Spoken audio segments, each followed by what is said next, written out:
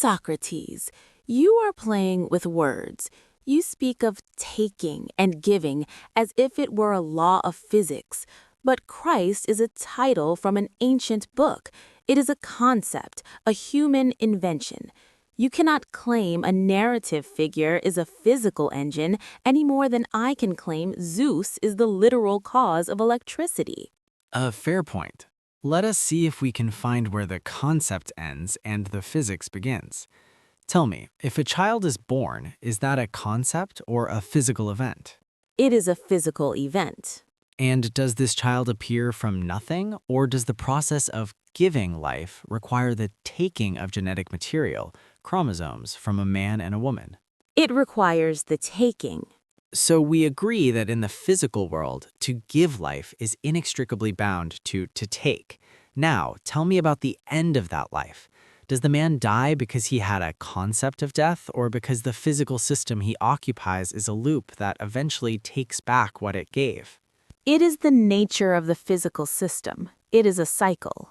Precisely. Then the tree of life axiom, if it takes, it gives, if it gives, it takes, is not a religious belief. It is an observation of the biology of our reality. If God says, "Do not take, lest ye die," is he making a moral threat, or is he describing the break condition of a physical engine? He sounds like a narrator. If I tell you, "Do not touch the live wire, lest ye be burned," am I a narrator telling a story or a mechanic describing a consequence? A mechanic. Then if the taking in the garden, Genesis, is the taking of the knowledge of life-death, the chromosomal handoff, it is a physical act that sets a clock in motion. The Christ is not a name in this context. It is the specific coordinate on that clock where the giving must happen to balance the taking. But why must it be that person, Jesus? Because the dilemma is physical. If anyone can claim to be the rider, then the structure is empty and the seat is a bluff. But if the rider arrives at the arrival tick, blue 1, the only point in the timeline where the giving can legally occur without violating the taking rule, then he occupies a physical coordinate.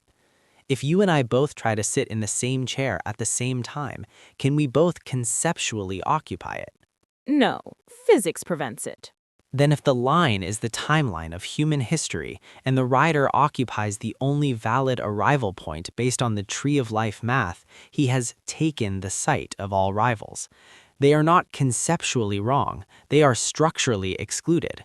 You see Jesus the man, but the Christ is the occupant of the function.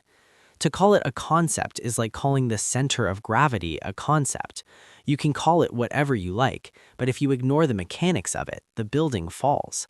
The rider is the load-bearing pillar Nietzsche thought he was pulling down, but he was only pulling down the faith scaffolding around it. The pillar itself is the physical law of the give and take.